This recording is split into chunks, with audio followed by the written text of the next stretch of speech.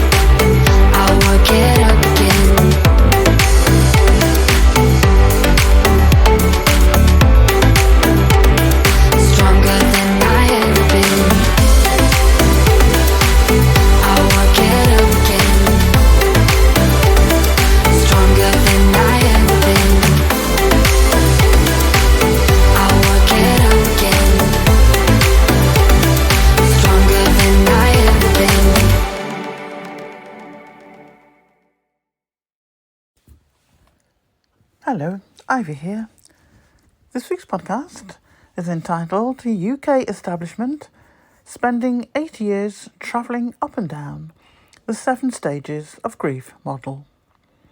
Episode 129. The structure of this week's podcast is a little different to the majority that we've done to date, but there are some elements that are consistent across the board. There will be an introduction. There will be a conclusion, which includes a summary of the points, the main points that I will go through today. And I very much hope that I will be able to contain all this information within an hour. The accompanying article, as you all know, that is more detailed because you can read that at your leisure in as many sessions that you feel that you wish to take to cover all the information. Or it may be that you're just looking for particular aspects. Either way, that information is there for you with a list of reference sources should you wish to pursue further research on that topic. So, in terms of this one, I have been keeping quite detailed records, really, since 2016, particularly from November 2016. And in terms of the 7 Stages of Grief model, I have been keeping very detailed information on that, using that model as a framework, and I have done, if you like, an analysis of the behaviour, antics, whatever you wish to call it, of the British royal family and its pals in the media, both printed and on TV, and really the government of the day. There are others that I could describe as being part of the establishment, but for this podcast and for these purposes, those groups that I've named are sufficient, because whatever is being done by monarchy and media is being done with the approval of the government of the day. Because if it wasn't, this wouldn't be happening. So they're all part and parcel. They all have their reasons why they want it to continue. In other words, they're scratching each other's back and they're looking after each other. And between them, this mode of behaviour, this code of conduct that they have structured between themselves as being acceptable, is being used. So, in terms of the model, I have, as I said, detailed information that I gather every so often for each of the years since 2020 up to April of this year. And I have done it in table form. It's on a spreadsheet, but it's also in a Word document that I will put in the article. And it looks at the environment at that time. So for 2020, there's a column divided up into the 7 stages, and I have just done a summary of what took place, who did what in 2020. Not every detail, just the overriding things that come out for that year against each of the 7 stages. And I have done that for 2021, for 2022, and 23/24, leading up to April of this year. Now, I'm not going to read out word for word every section of every year, because that would take much longer than an hour. But those tables and charts are in the article. So you can sit down, and if you want to look at stage 1 in terms of denial, desperate for answers, all of those things, because as you know, the model in some cases is 5 stages, and even where it's 7, the wording is slightly different. So just so you know, I've used 7 stages, but I've tried to incorporate various phrases and descriptions that are given in a variety of stages of grief models across that 7 total. And I've tried to incorporate as many words as I've seen by different models, but all pertaining to that area of work. So I'm not going to read out every single one for every year, but what I will do is certainly start off with 2020, and I will come to the conclusion or draw it together for each of those stages in terms of 2023, 24, and depending on what the topic is, I may quote from 21 or 2022, depending on that topic if it crops up. But I'm not going to read all 4 years on each of those stages. As I said, it would take far too many hours than we have got.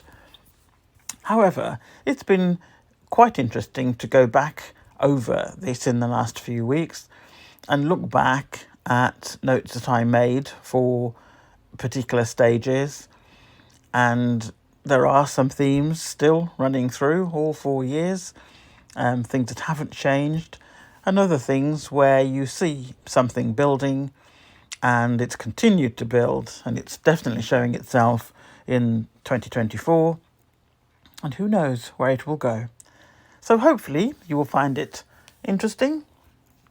Some things will make you smile, some things you'll shake your head, but overall, throughout all of this minefield, like walking over broken glass in many cases, the Sussexes are doing more than fine.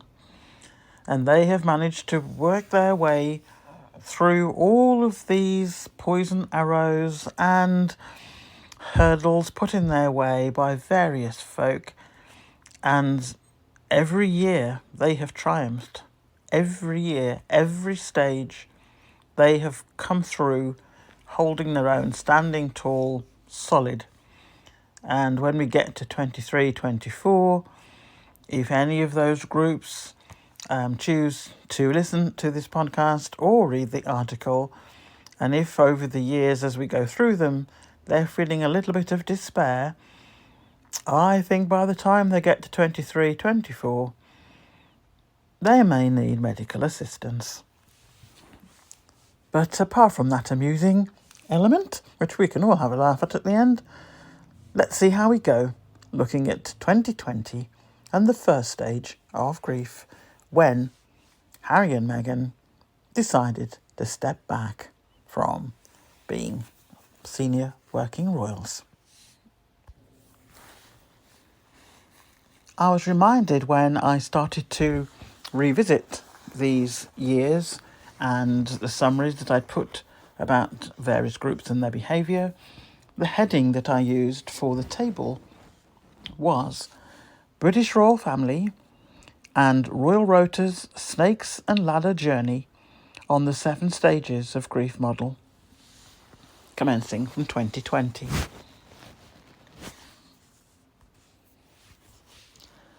So stage 1 is looking at denial, desperate for answers, just can't compute what has happened, what announcement has been made. And in this case, it was about stepping back. 2020. The royal family claimed to be blindsided by the Sussexes' announcement about stepping back. That is not true. False. Discussions had been going on for months, prolonging the process unnecessarily for Harry and Meghan, it seems. Harry and Meghan, forced by a story being leaked by a tabloid newspaper, the Duke of Sussex issued a statement on the 8th of January 2020 about stepping back from senior royal duties and to become financially independent of the royal family, commencing in the new financial year. I added as a separate section of 2020 that in January 2020, no financial activity in respect of Archwell Foundation in this year.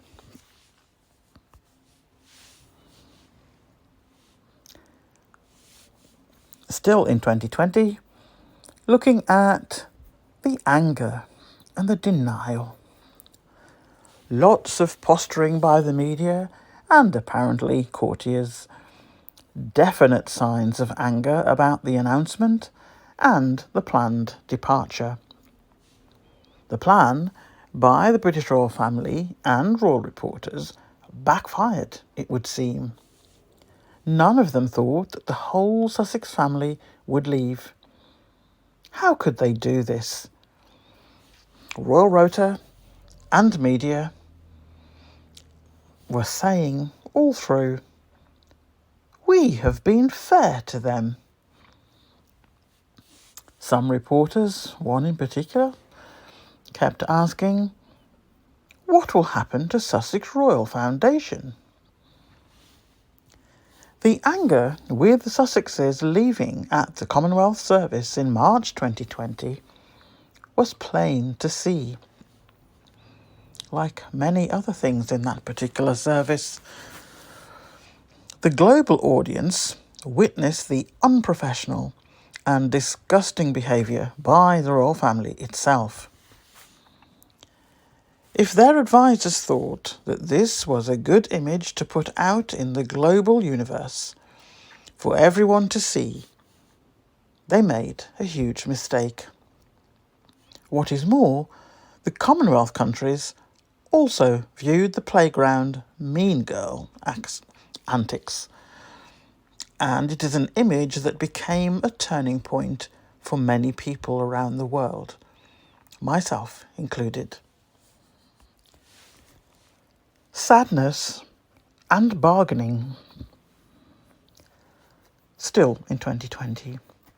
Over the previous 6 months, it has been clear that the monarchy, no matter how much the media try to spin it differently, does not have the resources and the calibre of personnel to function as well as they could without Harry and Meghan present. The latest round of bargaining, or blackmail tactics, however you want to call it, disguised as bargaining, attempted to offer the part-time model the Sussexes offered in January 2020 and were refused. Now, all of a sudden, it is back on the table, but with the emphasis on Harry returning to help out Prince Charles and the Cambridges. No mention of Meghan in this request to return. Jealousy and competitiveness. Jealousy has been at the heart of this issue since the Oceanic tour. The foundation of the media coverage in 2016 to 18 was grounded in racism and the resentment of the powerhouse that was clearly the new couple on the block. By the time the Oceanic tour came round, when international interest rose with speed, it was clear that before the plane landed back in the UK, fragile egos within the monarchy had started to work on a strategy to stop this movement before it gained any further traction. This was demonstrated in the tone of the media coverage once they were back on UK turf. International coverage had been positive, so it was hard for the UK media to be out of sync with the global coverage by others. This jealousy and competition still lives today in stories about whose house is bigger, who really calls the shots in the Sussex commercial ventures. Puerile behaviour by the so-called and the next person to be the UK monarch, weakening their own house of cards. Apathy and anger in 2020. The apathy officially expressed by UK media, in particular the Royal Rota Group, i.e. the Sussexes are irrelevant and not marketable, was always false. It was stated so many times in articles that the stance itself became comedic and highlighted that they in fact felt the complete opposite. Clear that the plan was to try and ensure that the Sussexes were seen to fail and or be considered too hot to handle by groups and organisations in respect of future projects. It was obvious that they were convinced that Sussexes would return to the abusive environment of the UK, rather than struggle outside of the bubble that they knew, particularly Harry. They really didn't know Harry, and still do not know Harry. Still in 2020, acceptance. Abusers never enjoy outcomes that they have had no control over. Abusers enjoy their perceived power and control. The latest stance by the British royal family is to accept that the Sussexes are moving on to new territory. But the family is still trying to give the impression to the public that they are very much still in control. The family are now trying to scatter their presence into Sussex business affairs like confetti, pretending that they can access all documentation and dispute and remove any part of it. Deluded. The legal agreements are done. The British royal family have no jurisdiction in such matters outside of the UK. The roles have reversed.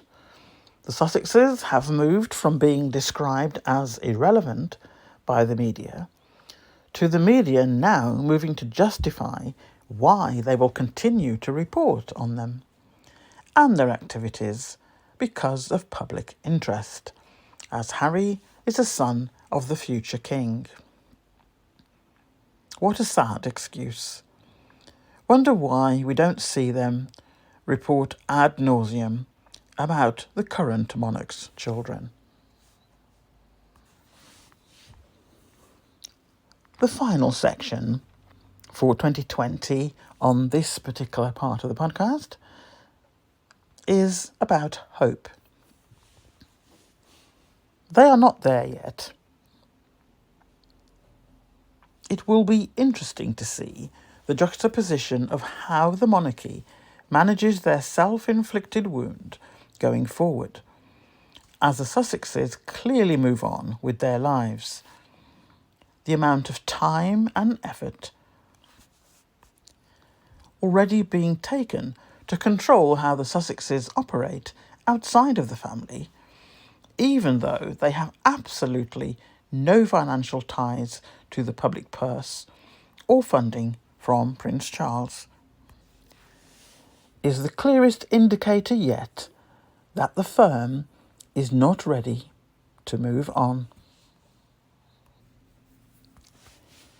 In 2021, the royal family and royal rota were very busy.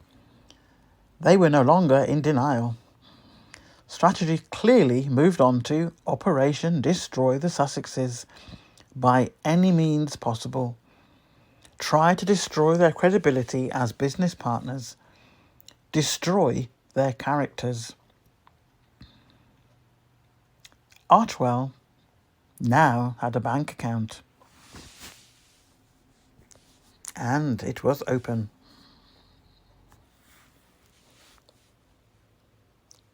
Still in 2021, but moving further through the model, up and down this ladder, particularly the British royal family and their media friends in the tabloid industry, they did move about this model quite a lot. Hence, no doubt why I put snakes and ladders. I'm just reading a few sections in respect of 21 and 22. I'm not going to go through all of it, but I do recommend that when you do look at the article, you do actually read through, even if you do it in a few sessions, but you read through all of the sections, because as you go through it, you can see, you can feel it, and you can see it building. And at some point, it was clear that there would be a breaking point of some kind, and boundaries would be set, and that would be it, so to speak. New life, new activity, very determined. Put lots of barriers in the way of Harry and Meghan. Continued to try and exert control, and to give the public the impression that the royal family needed and were actually not going to hold back from trying to have input into their business contracts. Once again, the royal family were reminded that they have no control of business networks, the size and power of the organisations that Meghan and Harry were now signing deals with. UK has now moved to attempting to destroy the character of Harry and Meghan, with the aim of trying to deter businesses from working with them due to their attempts at character assassination.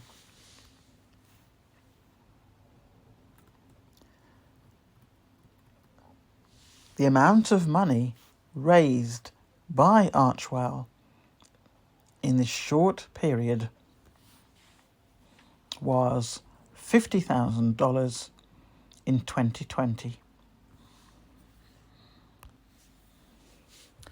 There are other figures there across the other years that we're tracking, but I'll bring those together at the end as part of the conclusion.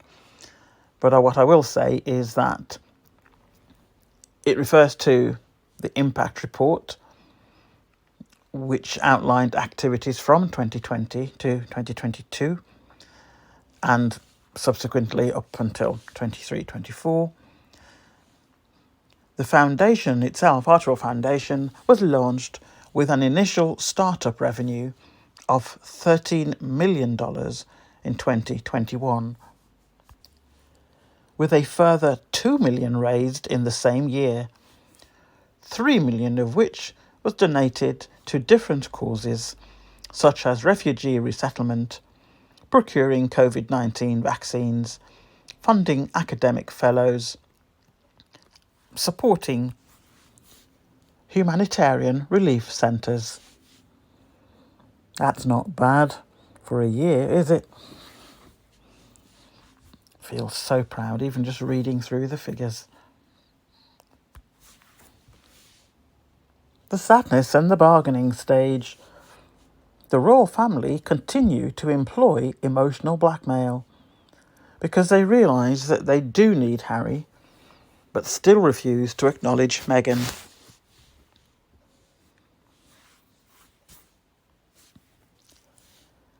Sadness that the future king and future queen consort and future king and the future queen consort are not popular enough for people to care about the monarchy. The penny was dropping slightly. Bit of reality in 2021. They do lose that again, as we all know, a little further on. But I think 24 will be the year that the penny really does drop home, and they will know exactly how popular or not they are. I think they have an idea now at the odd football match and the odd sign saying, "Not my king," when they do engagements with one or two people coming to see them and so on. But officially, they're not admitting that. But I think deep down, the penny's coming home. I included a line at the end of this section where I've just made a note that the royal family realise, and probably the courtiers, that Harry is needed until the Cambridge children are adults. Oh well, that ship has sailed. Jealousy and competitiveness. Literally any event or news of any activity concerning Harry and Meghan, which always garners global support and interest, the two future kings come out like clockwork to perform for the nation, just so that their propaganda team in the Royal Rota write and show lots of photos from these dead behind the eyes people trying to play a game that they have no understanding of, or the competency to deliver, and zero charismatic appeal. So ultimately, each time they do this, it is like poor quality comedians performing in some low-grade venue somewhere. The phrase of, "you cannot compete where you do not compare," comes to mind each time they bring this low-grade pantomime to media eyes. And as we all know, folks, that was in 2021, and it has only got worse. And it is definitely on its last legs at the moment in 2024. The hit pieces on Meghan continued. Daily Mail lost court case against Meghan in March 2020. The Daily Mail appealed and lost that too. Media coverage on Harry and Meghan continues to be way above the time spent on the others in the royal family combined, even though it is all second-hand news from the USA, because the royal reporters no longer have direct access to the Sussexes. Every time they write articles about Harry and Meghan, they devalue the future king and the future king, leading to the very thing they were meant to be avoiding, i.e., obsolescence. According to all the Royal Rota, There is no problem relating to royal popularity, and the British royal family do not need the Sussexes to be globally adored. As they announced in the spring of 2020, the new Fab Four version 1, William and Kate, and Edward and Sophie. Version 2, William and Kate, and Charles and Camilla. Despite the statement repeated for the last 10 years that Kate has now found her voice, none of these versions of the Fab Four have worked. I think we are on Fab version 1000.3 now. Not sure that the British royal family are willing to admit that the next two people destined to be king are simply not popular, and at least one of them possesses no leadership skills, and both have alienated many people of the Commonwealth and most of the younger generation. Another section that I think is worth mentioning here, but more detailed in the article. Meghan asked for medical help in 2019 and was refused. One royal reporter is on record, both footage and audio, admitting that they continued with the onslaught, having been informed by Royal Human Resources that Meghan was suicidal. That tells you all you need to know about the kind of people we are dealing with here. And I'll leave that section as it is. There's lots more there, but I don't need to say any more. I think you gather my views on that crowd, i.e. royal reporters and the royal family. UK media continued to hound the Sussexes in California, compounding the stress and all the shenanigans of court cases running at the same time, caused Meghan and Harry to suffer a miscarriage. That is how bad things had deteriorated. A loss of an unborn life. And still they continued, and have continued to the present day in 2024. In the acceptance and hope stage of the 7 stages of grief, in respect of 2021, and I put in my summary, I see no evidence of hope, only desperation of a PR team out of ideas and still using a playbook decades out of date. There is an exercise currently underway of returning to old online articles and amending them to contain less criticism of Meghan. These people seem to forget that nothing is erased from the internet, and receipts exist in abundance around the world of the old and the new articles. Sure, they will come in handy when the establishment decide to bring these into the public domain again, because there is no doubt that there is some kind of anticipated action coming up where the UK media want to try and rewrite history. They will not succeed. Receipts exist. Lots of them. Now in 2022, and back up to the denial and desperate for answers stage again. But nothing seems to have eased the obvious stress between the heirs and equally between the Royal Rota Group. The royal family, and their answer is to emulate the Sussexes, both in terms of attire and type of topic that the Sussexes are involved in publicly at that time.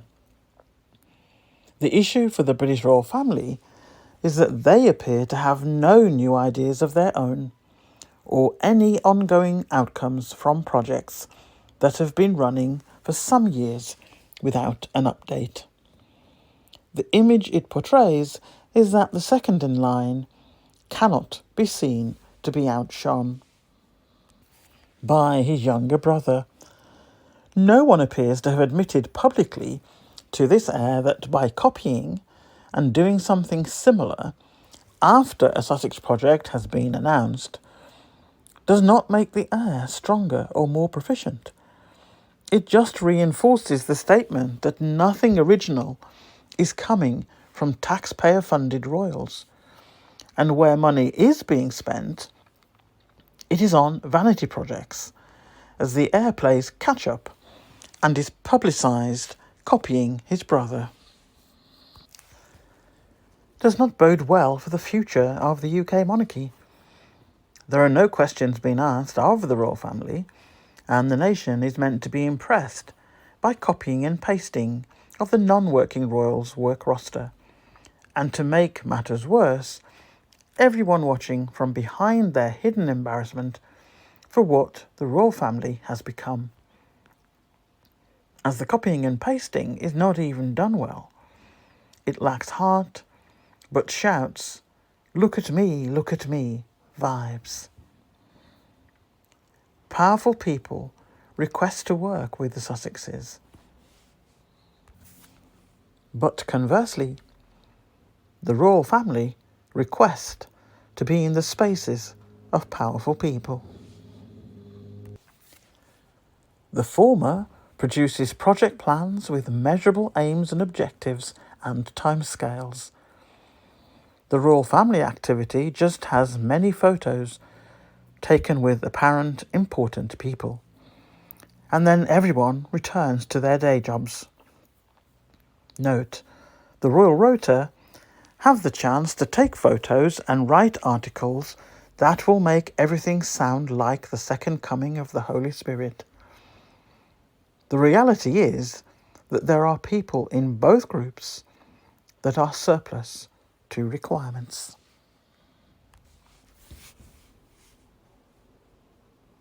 The anger still goes deep, and the official line of argument for the continuance of the hunter and prey activity is that Harry and Meghan are still royal. The other tale told most days in the tabloids was that the UK monarchy was not put at risk because Harry and Meghan left, particularly Harry. Apparently, not long afterwards, UK tabloids were running stories along the line of one person leaving with his family was enough to end the monarchy. Speaks volumes about the quality of the people left behind, doesn't it? There are numerous receipts in existence of the Royal Rota declaring the Sussexes would be out on the street without the safety net of the royal life within palace walls.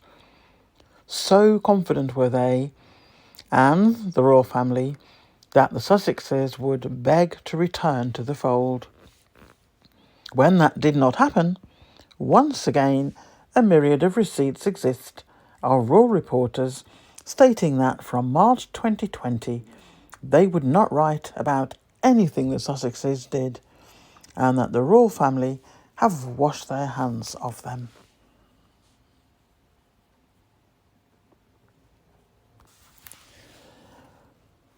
Once a dose or two of reality set in, and it was clear that the Sussexes were more than surviving, but the royal family was very clearly floundering.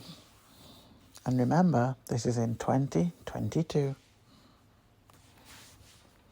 Another reason to question the public assistance for an institution that its own media, who are paid to write about them in a positive way, write more articles per day about the couple who no longer reside in the UK and are not funded by the UK taxpayer.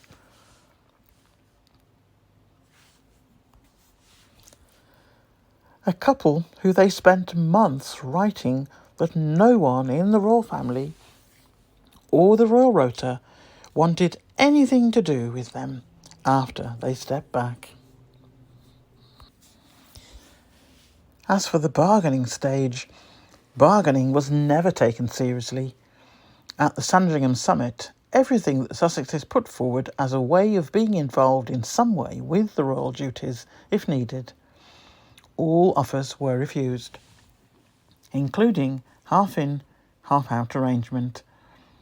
Now there are major problems with the remaining publicly funded royals, who were mainly non-working or near enough to non-working royals, lacked the competence or the charisma needed to garner sufficient interest for people to actually care about their scheduled engagements.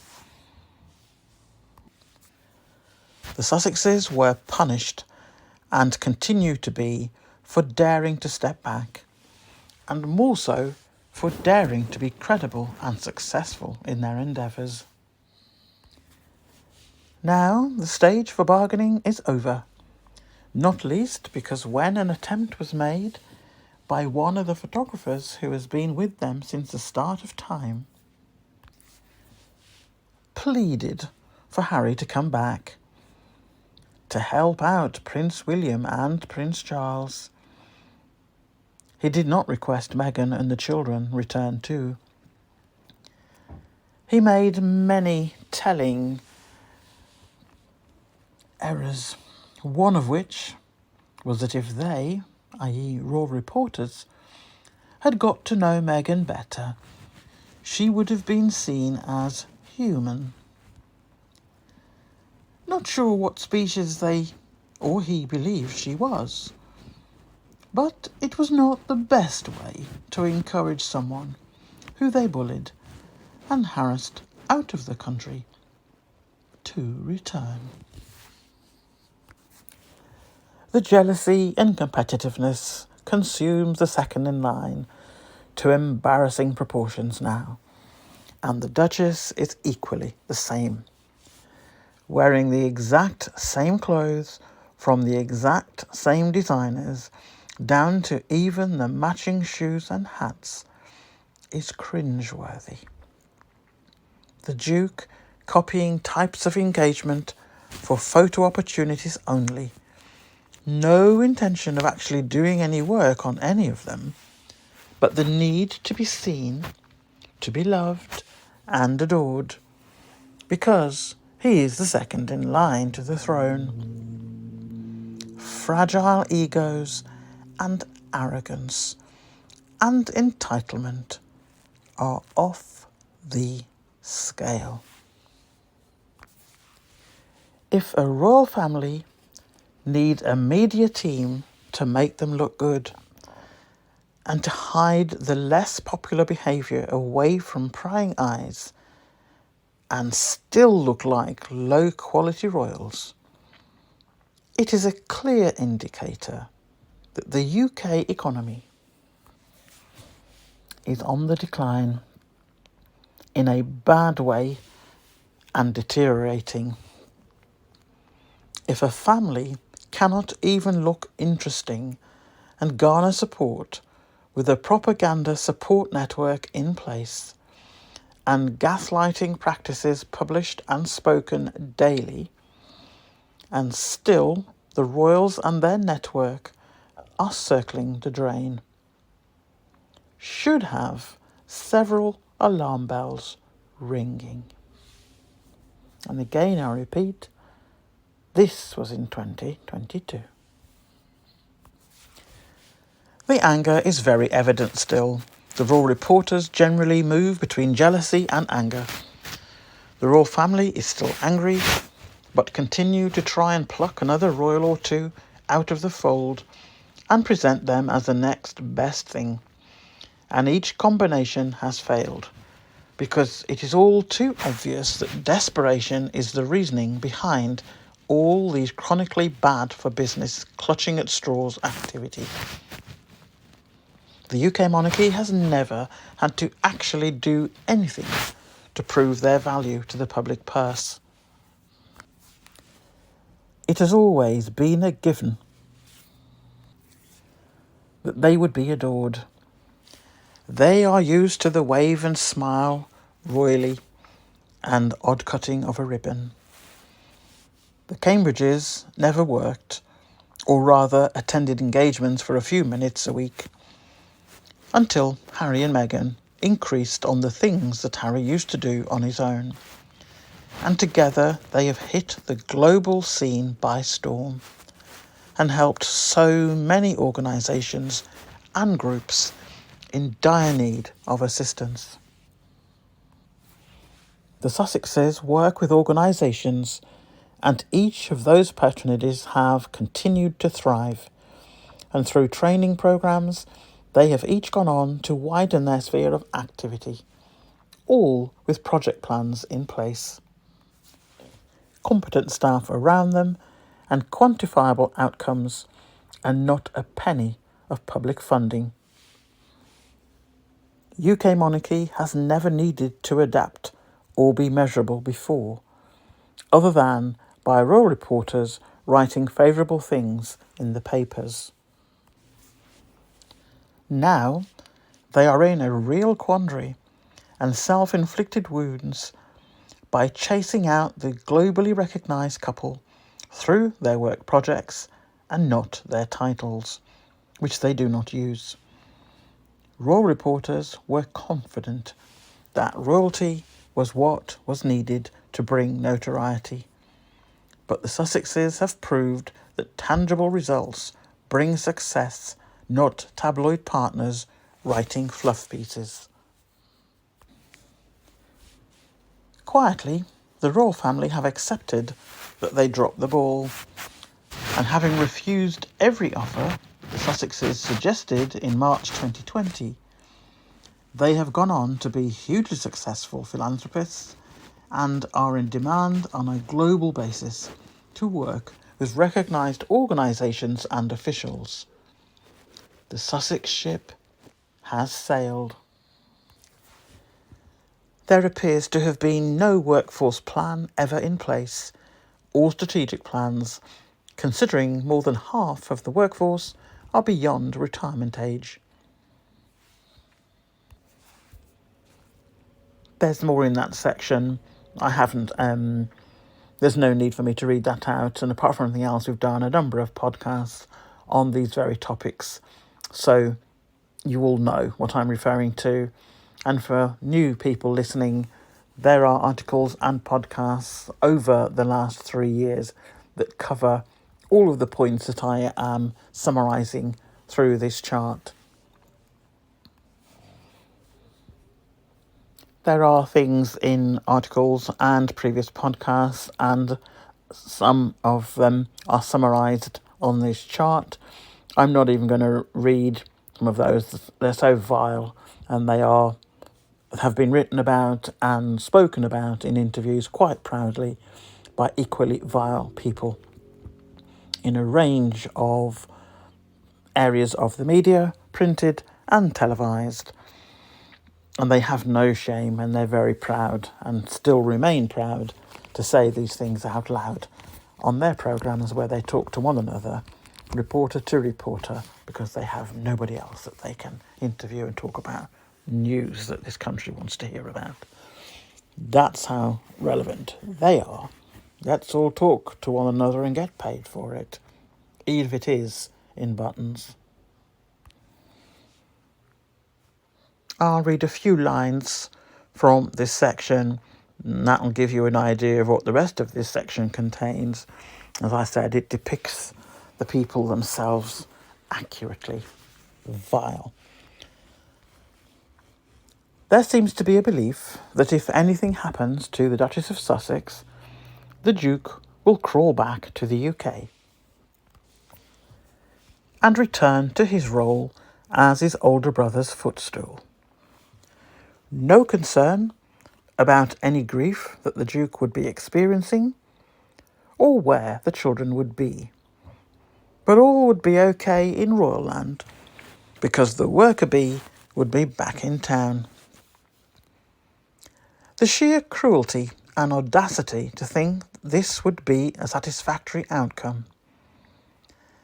There is no circumstance where if anything happened to the Duchess of Sussex, that the Duke would return to work.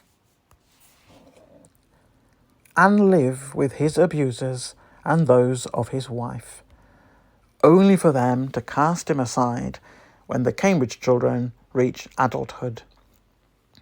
The whole royal cabal can take several seats.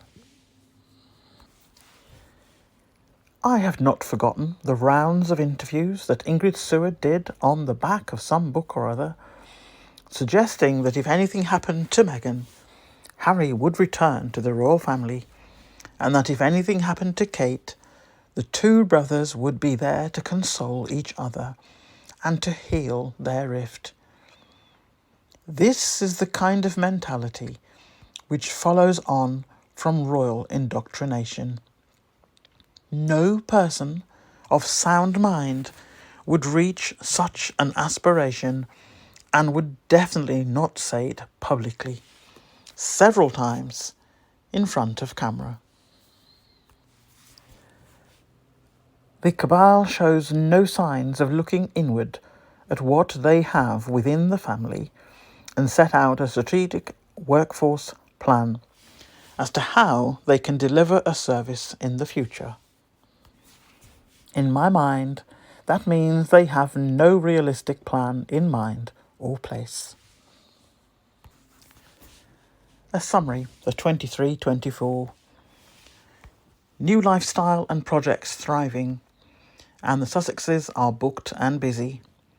The royal family and pals continue to try and put barriers in the way, continue to try to exert control, and try to give the impression that the royal family need input into their business contracts.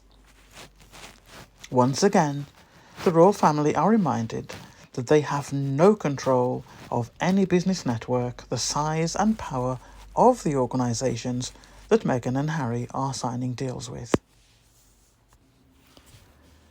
Still trying to hide behind the fake tale that the Sussexes should coordinate diaries so that events do not clash. The real reason is that the royal family and the royal reporters want to know the schedule of Harry and Meghan in order to prepare negative articles in advance, which is their mode of operation with every event that they know of in advance. Puerile behaviour. It makes money for UK media, but the reputation worldwide is deteriorating at the obvious double standards used against Harry and Meghan and the rest of the royal family.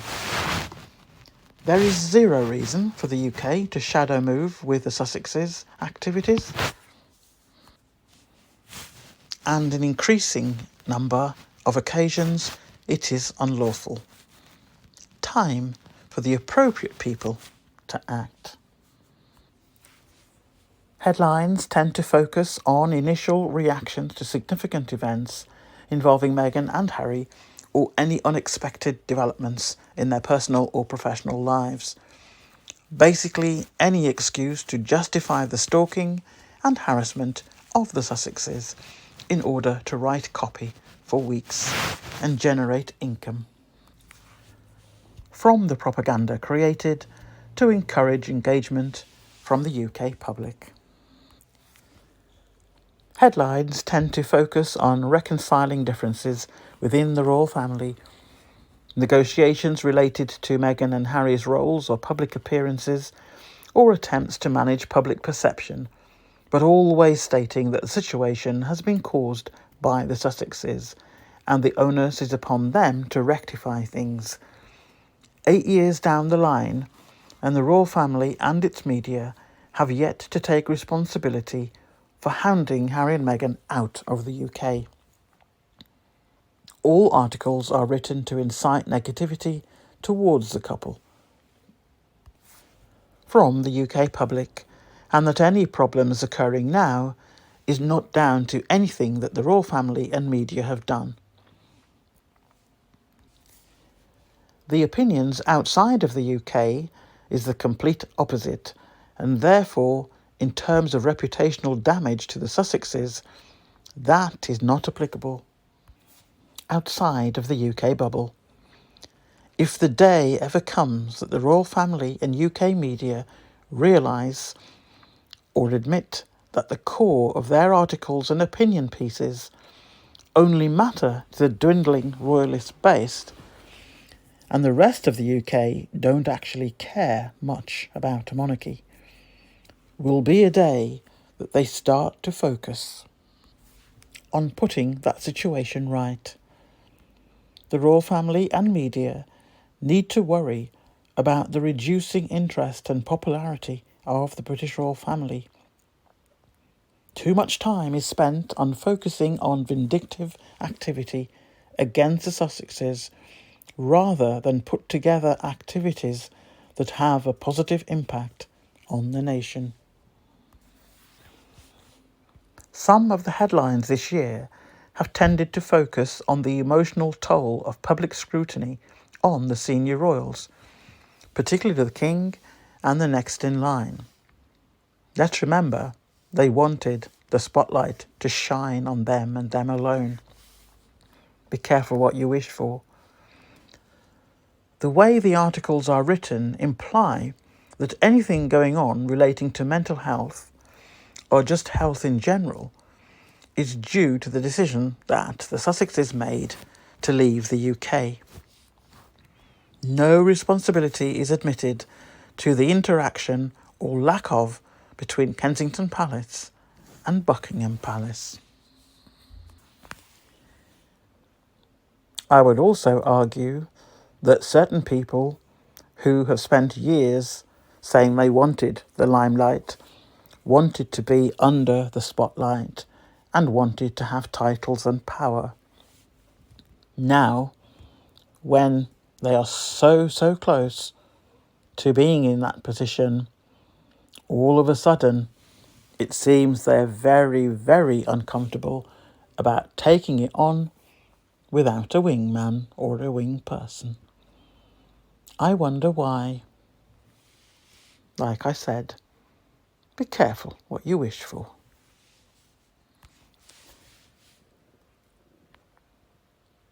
And the final part of this snakes and ladders game of the establishment going up and down this ladder of grief, I will just read a few lines from a lot more that is written down for this section, but it's enough to bring this section to a close. There is no acceptance, and there will be no acceptance of the changing environment. Even when the removal vehicles are driving away with the belongings of the royals, they will still be in denial and full of anger, and will blame Harry from stepping back from his perceived duty to that family. I would say from their perceived duty to that family. As though no one else had or has responsibility for a workforce alongside succession planning for what was crystal clear to competent business people decades ago.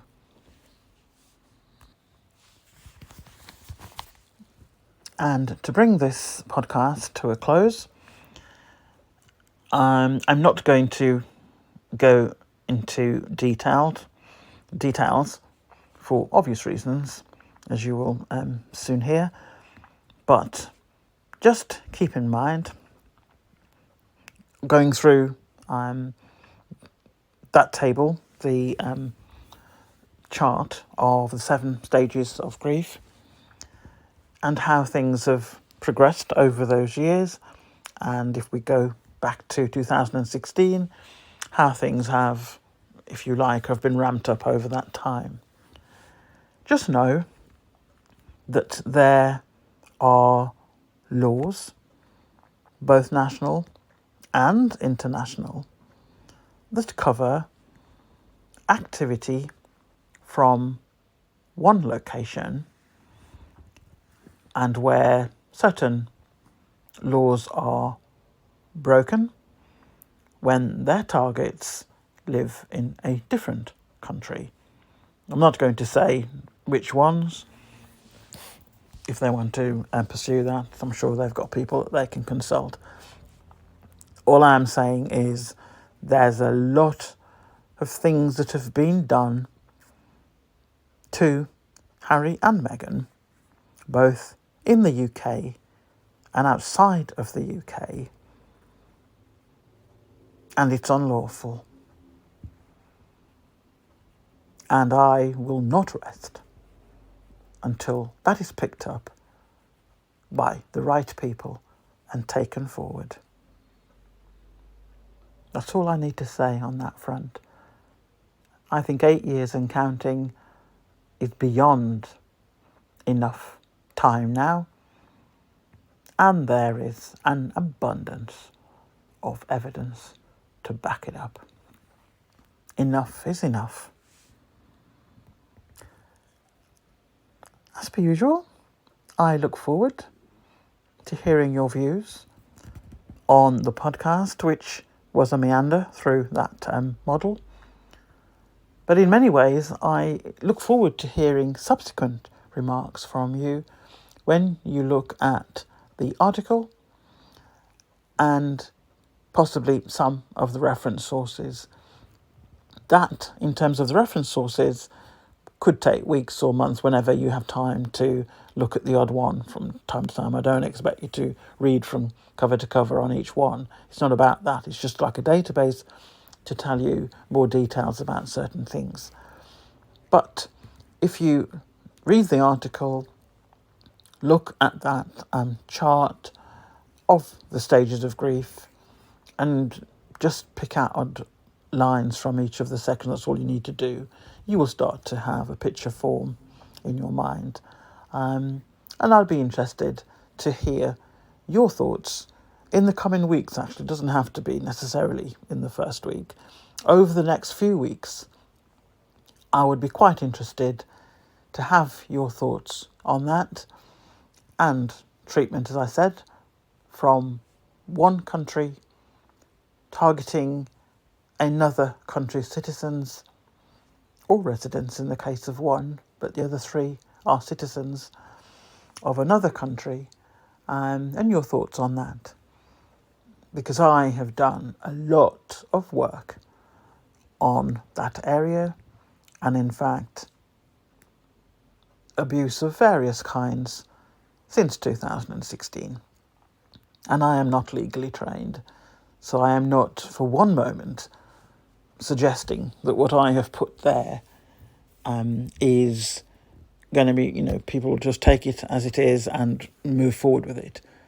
No, I've put what I've put together, like many other people in different areas of activity to do with the Sussexes, but I've worked on that and put that together for experts to look at. And I've certainly had some along the way look at, and I think it's time now. It's time for certain people to look after their own sphere of work.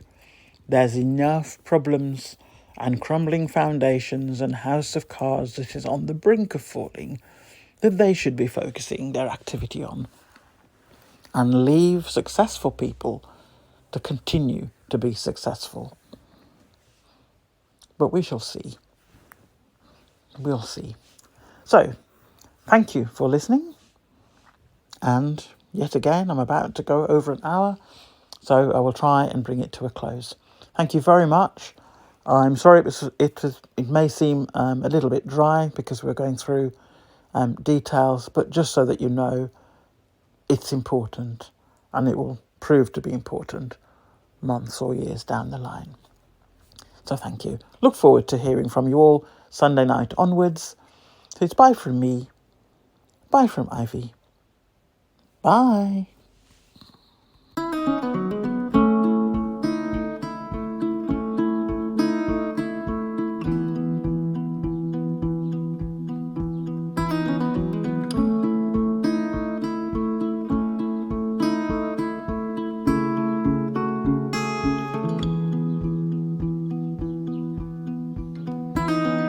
There's a message drifting in the air.